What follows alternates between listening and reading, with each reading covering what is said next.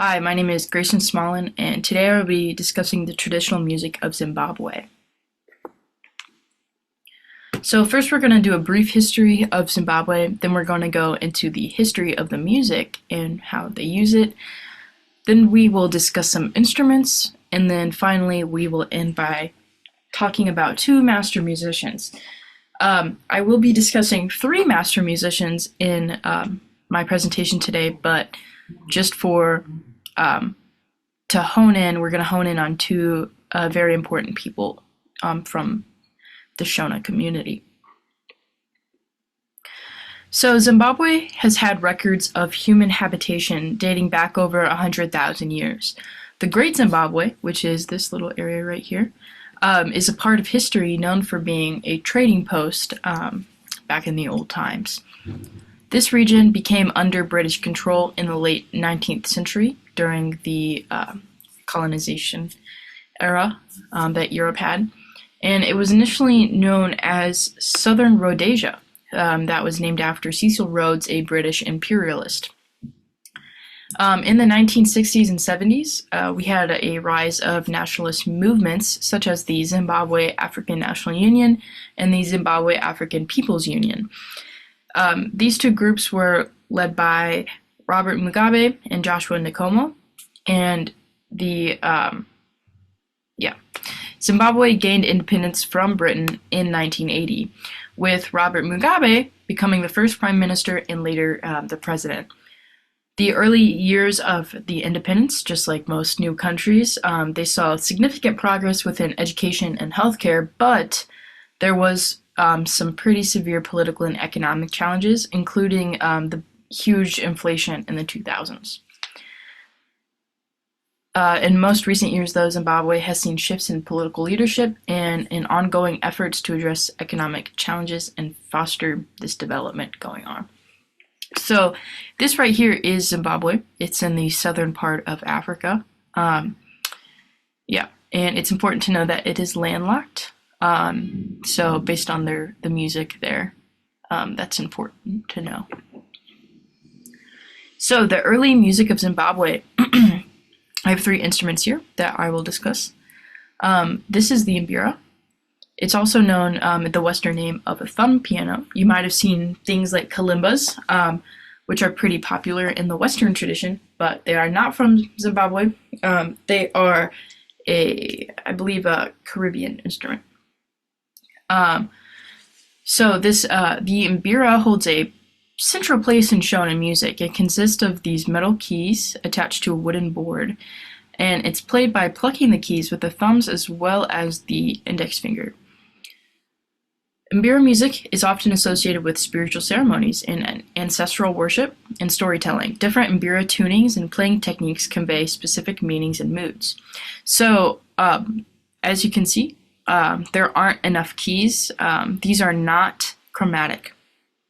They all have special tunings depending on the song and depending on the region. So you could go to like the west part of Zimbabwe and they might play with a different tuning than the east part of Zimbabwe. To tune these things, these big instruments, they're not that big, but you'd use a hammer and you'd actually hit these keys and the keys would get longer or shorter, and that would affect the tuning of them. Some people who make mbiras even tune them, there's like a cold way and a hot way. So the hammer is the cold way. You can also heat up the metal and then push it manually with your hands. Shona music is it's characterized by pretty complicated polyrhythms, and it's created by all these different percussion instruments. These are hosho. Hosho are dried gourd, and you have seeds inside of them that make the shaker sound. They're pretty much just shakers, but they're used differently than the Western shakers. And then these are ngoma, and these are just basically traditional drums, similar to the djembe, but not the djembe. It is made out of calfskin, sometimes even made out of camel skin. Nowadays I think it's mostly made of calfskin. And then lastly, singing is a very integral part of the tradition.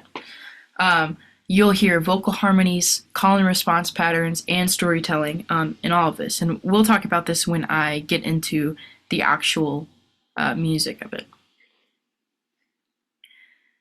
So there are reasons to perform music, obviously, but there are just a list of them that I will go through and discuss. So there's cultural preservation. Their music is a tradition. It's passed down through generations orally. This music is all oral. There's nothing written down. Everything that you hear and that you're going to see today it's all learned by ear, which is a very important part of most African music in general. You see that in places like Ghana as well, as well as Mozambique and other places like that. Next, there's spiritual and ceremonial practices. So this includes things like funerals, weddings, religion. Ancestral worship ceremonies are big in the Shona for the Shona people, and this connects individuals and their ancestors and their spiritual beliefs. There's entertainment and education and social. All of these kind of fit into the same category in a way. Basically, all of these, every song has a story to it. So this could be for entertainment, it could be funny, it could be for education, you're learning something, and it could be just people playing together. Normally and you'll see in this video actually, well actually let me talk about that in a second. And it'll talk about including like the social and identity. There is political and social commentary in this as well, and that is actually in the next piece that we're going to listen to after this one. And yeah, so let's just go ahead and watch this video, just a little bit of it, and I'll discuss what's going on.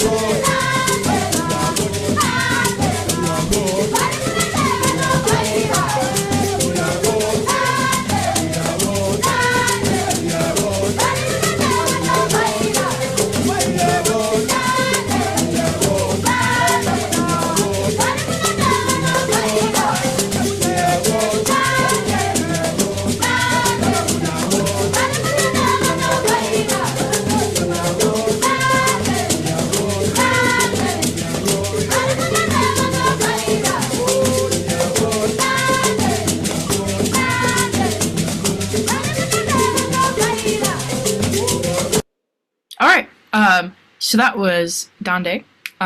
It is a traditional song for recreation. I'm just going to go in and talk about the roles that everybody has. So I believe I said earlier that Mbira players, normally there's two parts to each song, and so there will be two people playing the Mbira with everybody. If I didn't say that, I'm saying it now. So yeah, so there's these two people here. This is Altano Moyo. He is beginning to go around the world and make and teach people about Mbira music. He started in Europe, and he recently had a U.S. tour, and he's even coming. He came to Mizzou, and he's coming back to Mizzou in the fall.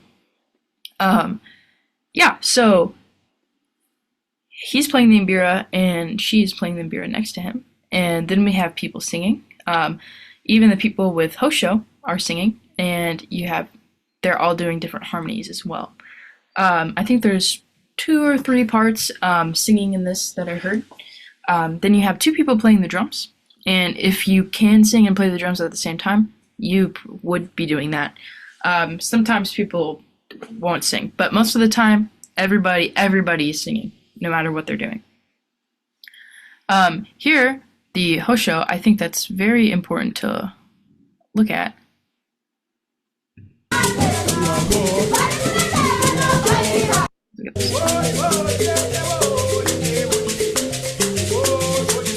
So as you can see, they're not playing the hosho like Western shakers. They're not going vertically. They're not going horizontally. They're going vertically, which is very, very difficult to do. And then not only that, there's 2 in each hand, and they're not going at the same time. So they're playing different rhythms, balancing the seeds on both sides of the hosho, which is very interesting. Alright, so let's talk about the parts of the mbira. So, up top, you have 3 different sections of keys. You have the netete, the tena, and the bass.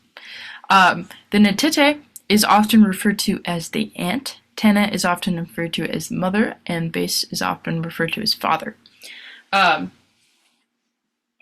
then there's this, they're held in place with this rod, and then there's a big chunk of wood in the back that's hollow. So, for wood types, it's kind of just what you can get your hands on at this point. You even see mbiras made out of mahogany now, which is pretty interesting. Then down here, you have strips of metal as well as these bottle caps, or majaka. And there's normally 3 bottle caps on here. Sometimes they have less, sometimes they have more. But there's, in this amplification section, which you saw in this video, here, that is called the deze. And the deze is a dried gourd, and there's the more majaka around it. And what that does is it just amplifies the sound. So it amplifies the sound. It has spiritual meaning too. The buzzing has spiritual meaning. It is said that if the more buzzing that there is, the more chance of getting in contact with spiritual beings. And then here you can even see the 3 bottle caps compared to the 1. So it's really important to know that every mbira is going to be slightly different. Because they're all made by hand, and it takes a while to make them as well. Lots of care being put into these instruments.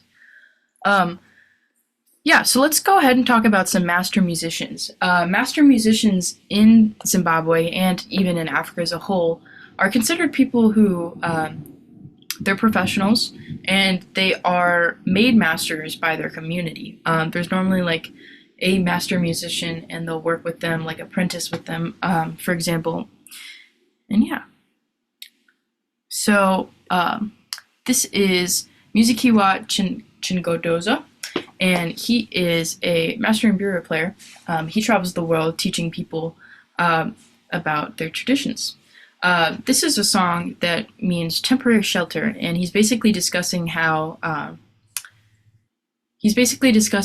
that there's this place that gave them temporary shelter, and is paying homage to that.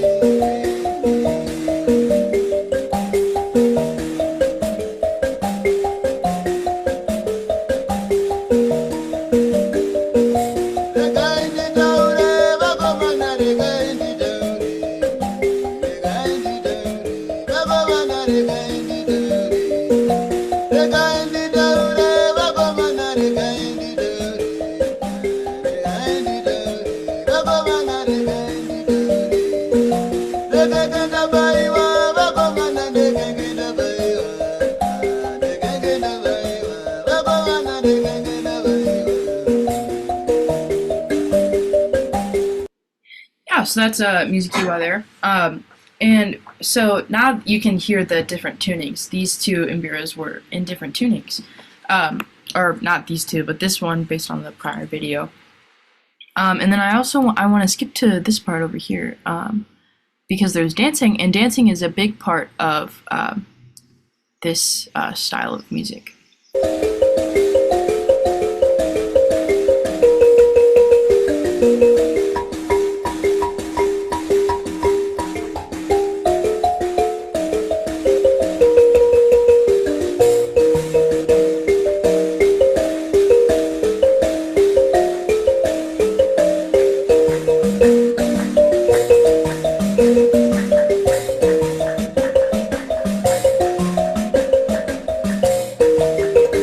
And you can even hear people clapping in the background, which is really cool.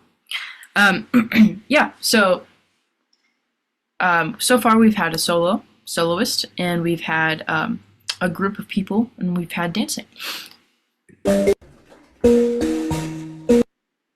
Alright, so this next person I'm really excited to talk about. This is Stella Rambisai Chiweshe. She is a master Mbira player as well, and she actually has a very cool story. So, before Zimbabwe gained independence, they were not allowed to play Mbira music, which is very sad. So what they would do is they would have forbidden ceremonies, and this was very, she was a big part of that. She would be playing at all of these, and she even got the name of, she got nicknamed at these ceremonies because of this. She was nicknamed Abuya Chinkare, which means grandmother of traditional music. And then after this, she released numerous, once it became legal, she released numerous successful singles and pioneered the fusion of Mbira with modern instruments, which is really cool. In modern Zimbabwe, you'll see a lot of people playing this traditional music, but you'll hear electronic music behind it, or you could hear reggae influences and jazz influences, which is very important. And cool that they're carrying the tradition in the modern way. Yeah, so this is a piece about, this is actually a kind of an interesting one. This piece is about this person who passed away, and she's just saying, please do not let me pass away the same way, in the same fashion that they did. But yeah, so this is Mari Rio Mba.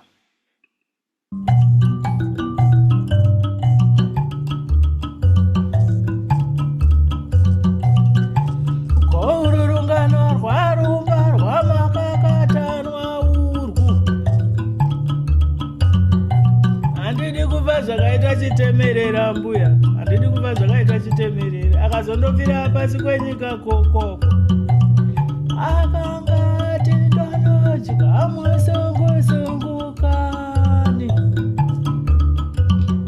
handidi kuva zvakaita musoro sekwakana, akazondofira kusina newake wese, kwakanga kusina newake wese. Apo pakundo mupeta, apo pakundo radzikwa. Handidi kuva zvakaita chitemerere uya, akazondofira kusina newake. Handidi kuva zvakaita chitemerere kana.